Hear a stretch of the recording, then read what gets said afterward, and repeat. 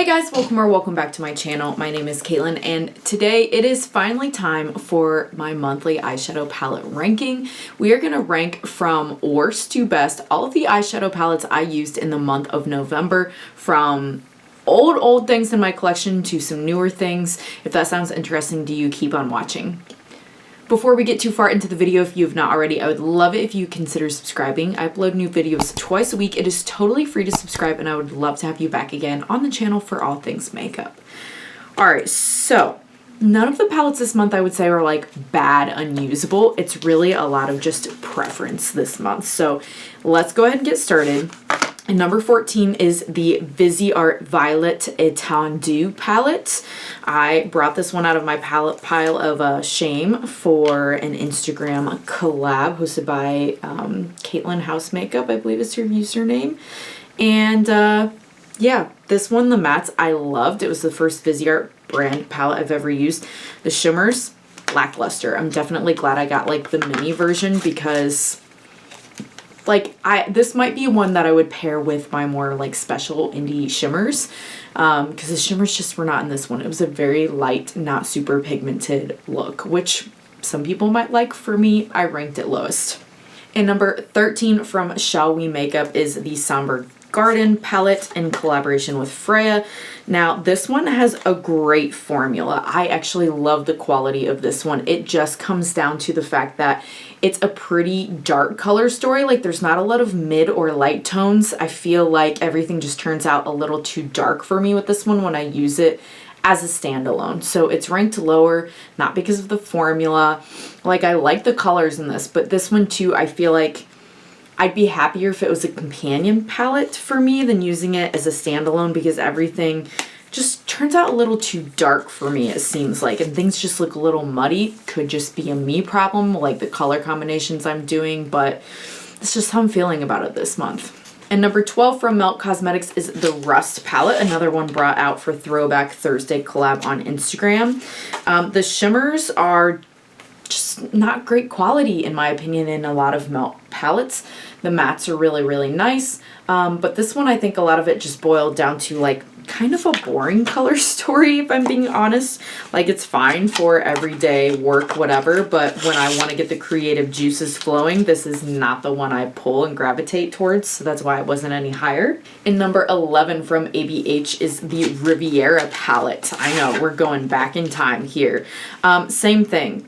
It's just not like all of these, there's either an issue with the formula or the color story or something that it just wasn't my perfect vibe.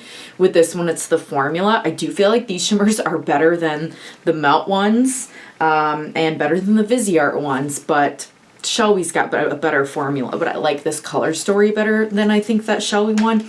And it's not even that I like the color story better. I feel like the looks come out better in this one. Like I said, the Shall We is just a little too dark, but this formula is quite outdated and definitely not the best on the market, so didn't want to rank it any higher than that.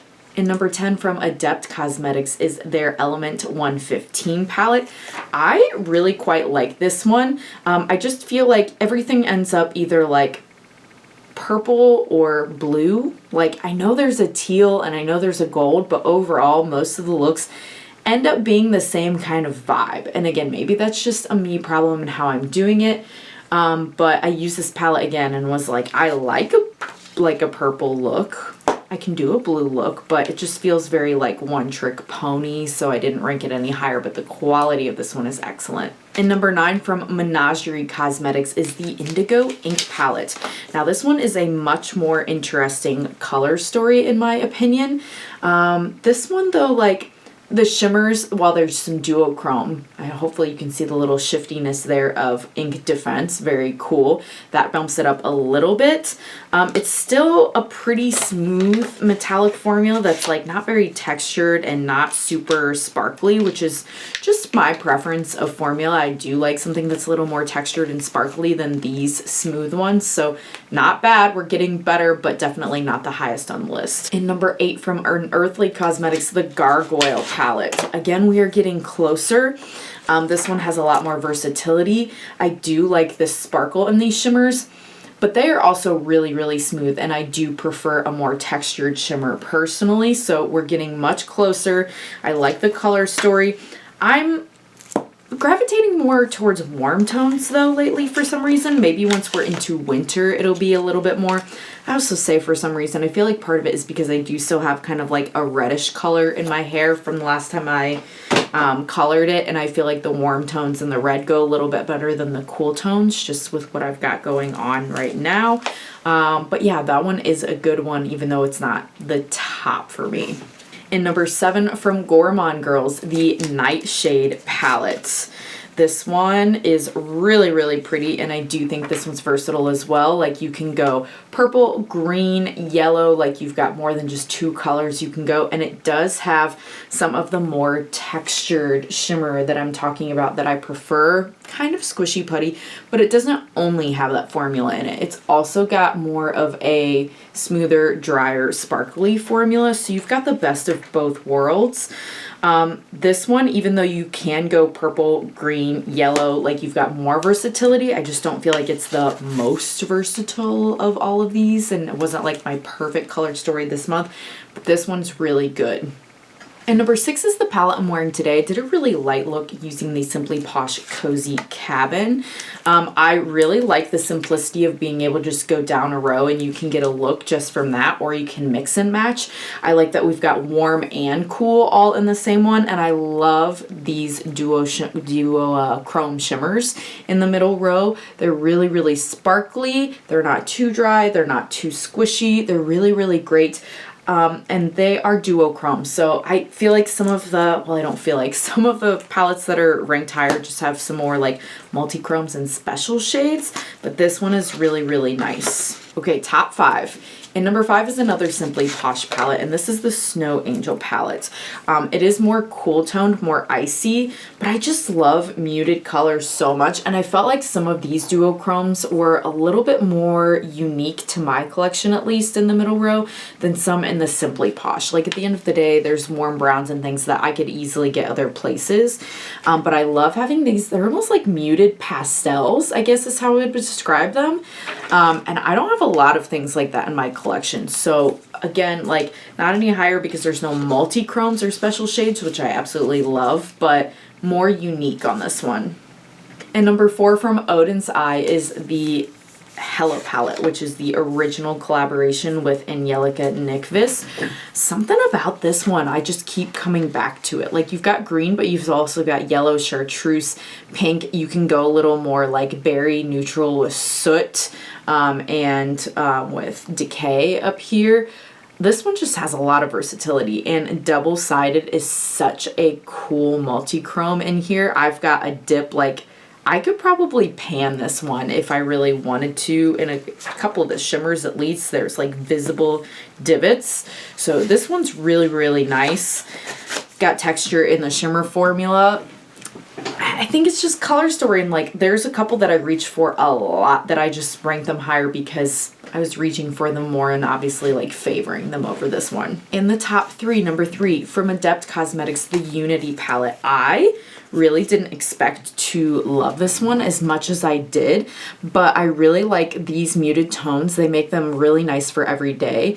And even though these are not textured shimmers, they're so stinking sparkly. They're really smooth, but they have like a lot of tiny micro sparkles that are beautiful. This one is just, I don't know, it was a real surprise to me.